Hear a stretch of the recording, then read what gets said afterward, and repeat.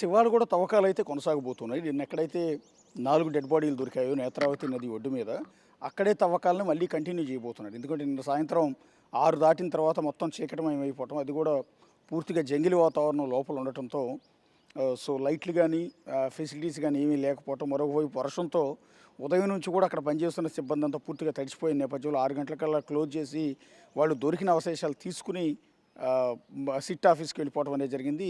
దొరికిన ఎముకల్ని పుర్రెల్ని ఫోరెన్సిక్ ఆఫీస్కి పంపించడం జరిగింది. ప్రస్తుతం ఇవాళ సేమ్ స్పాట్లో మళ్ళీ కంటిన్యూ చేయబోతున్నారు. విజిల్ బ్లోయర్ చెప్తున్నది ఏంటి అంటే, సో అక్కడ కేవలం 4 బాడీలు కాదు, అక్కడ దాదాపు ఒక చోటే 30-40 డెడ్ బాడీస్ వరకు దొరికే అవకాశం ఉంటుంది.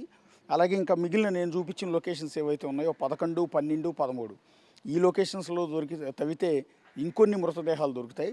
సో 10 ఏళ్ళు పూర్తయిపోయింది కాబట్టి కొంత నేను మర్చిపోవటం అంటూ కూడా జరగచ్చు. లొకేషన్ అంటే అక్కడ ఆ రోజు పూడ్చిపెట్టవచ్చు, నేను పూడ్చిపెట్టిన చోట ఉన్న మాదిరి ఇప్పుడు గుర్తు లేకపోయి ఉండొచ్చు, అప్పుడు అక్కడ చెట్లు లేకపోవచ్చు, ఇప్పుడు ఈ 10 ఏళ్లలో చెట్లు భారీ ఎత్తున పెరిగిపోయి ఉండొచ్చు. సో ఇలాంటి కారణాలతో బహుశా నేను చెప్పిన లొకేషన్ యాజ్ ఇట్ ఈజ్గా ఒకే చోట ఉండాలని లేదు, నేను చెప్పింది పలానా పాయింట్ అని, ఆ పాయింట్ చుట్టుపక్కల ఆ రేడియస్లో 100-200 మీటర్ల వరకు మీరు తవ్వుకుంటూ వెళ్తే అస్థిపంజరాలు దొరుకుతాయి. ఎందుకంటే నాకున్న మెమరీ ప్రకారం ఇన్నేళ్ల తర్వాత కూడా పలానా కరెక్ట్గా పిన్ టు పిన్ పాయింట్ని చూపించడం అనేది సాధ్యం కాదు. సో నాకు గుర్తున్నంతలో నేను ఈ లొకేషన్స్ అన్నీ కూడా చూపిస్తున్నాను అని అతను క్లియర్గా చెప్తూ ఉన్నాడు. అంతేకాకుండా నిన్న ఏదైతే 11వ లొకేషన్లో తవ్వుతున్న సందర్భంలో అంత బేసిక్గా డిస్కషన్ అంతా కూడా మారిపోయింది. ఏమిటంటే ఇప్పటివరకు 10 లొకేషన్లో అతను చూపించినట్టు తవ్వితే ఎక్కడ ఏమీ దొరకలేదు, సో అతను ఒక పిచ్చోడు, మతి భ్రమించి ఏదో చెప్తే వాడు చెప్పాడు కదా అని చెప్పి ఇష్టం వచ్చినట్టు తవ్వకాలు చేస్తారంటూ చాలామంది విమర్శలు చేశారు. ఎంటైర్ మీడియా కూడా అతనికి వ్యతిరేకంగానే ప్రొజెక్ట్ చేసే ప్రయత్నం చేసింది. సో జనం కూడా అదే నమ్మారు. సో అనవసరంగా ఇంత పెద్ద పురాతన 800 ఏళ్ల హిస్టరీ ఉన్న ఈ ధర్మస్థల మంజునాథేశ్వర ఆలయాన్ని ఈ విధంగా తప్పుడు ఆరోపణలు చేయటం ద్వారా దాని ప్రతిష్టను దెబ్బతీసే ప్రయత్నం చేస్తూ ఉన్నారు. అక్కడున్న నిర్వాహకుడు అంటే పెద్ద అధికారి వీరేంద్ర హెగ్డే మీద ఉన్న కోపం మొత్తాన్ని శివాలయం మీద చూపించే ప్రయత్నం చేస్తున్నారంటే విమర్శల దాడి కూడా మొదలైంది. సో రోజు ఇటు సిట్టు బృందం కూడా అంటే ప్రభుత్వం ప్రెస్టీజియస్గా ఒక సిట్టు బృందాన్ని నియమించింది. సిద్ధరామయ్య ఆధ్వర్యంలో ప్రతి నిమిషం మానిటర్ చేస్తున్నారు. డీజీపీ ప్రణబ్ మోహంతి ఏకంగా సిట్ టీమ్కి చీఫ్గా వ్యవహరిస్తున్నారు. సో ఇంత సీరియస్గా ఒక టీం వేస్తే అతను చెప్తున్న లొకేషన్లో ఒక లొకేషన్ 2, 3, 4, 5, 6, 7, 8, 9, 10 లొకేషన్లు తవ్వినా కూడా ఒక్క 6వ లొకేషన్లో మాత్రమే ఒకే ఒక పురుషుడి డెడ్ బాడీ తాలూకు ఆనవాళ్ళు దొరికాయి. సో అది ఎలా చూడాల్సి ఉంటుంది? ఇతను చెప్పేదంతా కూడా అమ్మాయిలు చనిపోయారు, అమ్మాయిలు రేప్ చేసి చంపారు అని. అక్కడ దొరికింది పురుషుడిదని ప్రాథమికంగా అంచనాకు వచ్చారు. సో ఇతను చెప్పిందంతా అబద్ధమేమో, సో ఎంత ప్రయత్నించినా వృధా ప్రయాసే తప్ప ఏమీ ఉండదని సిట్టు బృందం కూడా కొంత నీరు గారిపోయిన పరిస్థితి ఉంది. ఆ దశలోనే సిట్టు బృందంలోనున్న మంజునాథ్ గౌడ్ అనే వ్యక్తి ఎవరైతే విజిల్ బ్లోయర్ ఉన్నారో ఈ రహస్యాలు మొత్తం చెప్తున్నాడో అతను బెదిరించే పరిస్థితి కూడా ఉంది. నువ్వు కేసు వెనక్కి తీసేసుకో, నువ్వు లొకేషన్స్ చూపించుకో, నీ ప్రాణానికి హాని కలుగుతుంది అని.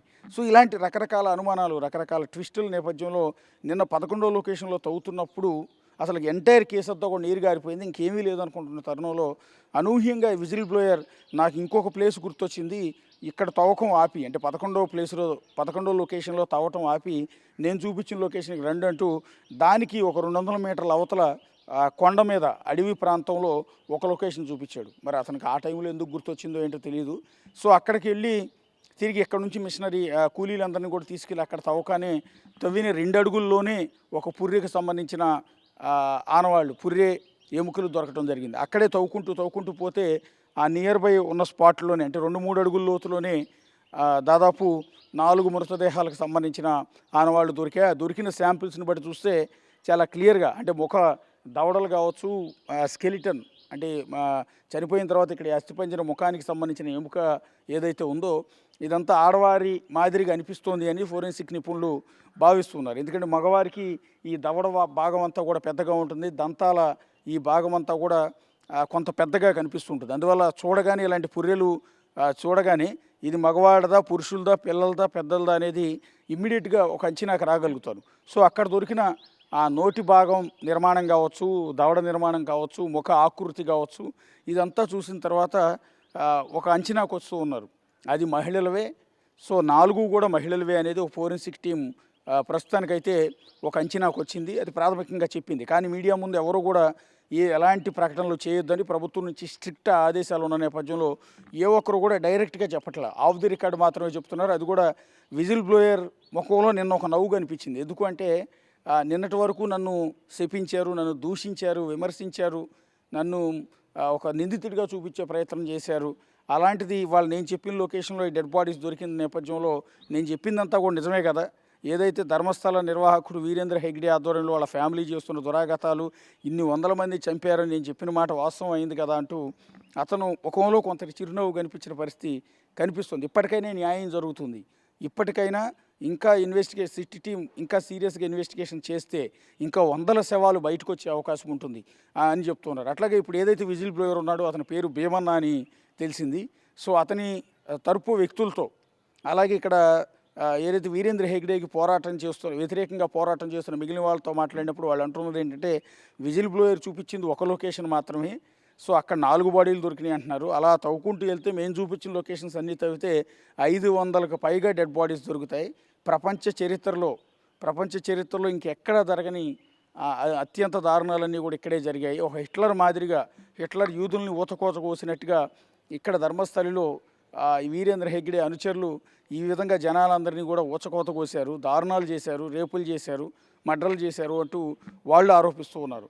సో ఇది ఏ దారికి తీస్తుంది అనేది వెరీ ఇంట్రెస్టింగ్గా ఉంది. నిన్నటి వరకు అసలు ఏవీ లేవు అనుకున్న వ్యవహారం కాస్త నిన్న 4 డెడ్ బాడీలు దొరకడంతో మరింత సీరియస్గా మారింది. ఇప్పుడు ప్రతిపక్షాలకి ఇది ఒక వెపన్ కింద మారింది దీన్ని కోచింగ్ చేయడానికి.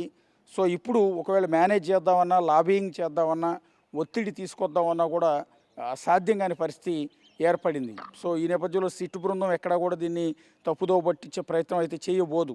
కర్ణాటక ప్రభుత్వం ముఖ్యమంత్రి సిద్ధరామయ్య కూడా ఇదొక అగ్ని పరీక్ష లాంటిది. సో దీని నుంచి ఎలా బయటపడతారు, ఏ విధంగా దీన్ని ప్రకటన చేస్తారనేది చూడాల్సి ఉంటుంది. వాళ్ళొక దీని నుంచి ఒక ప్రకటన కూడా వచ్చే అవకాశం ఉంది.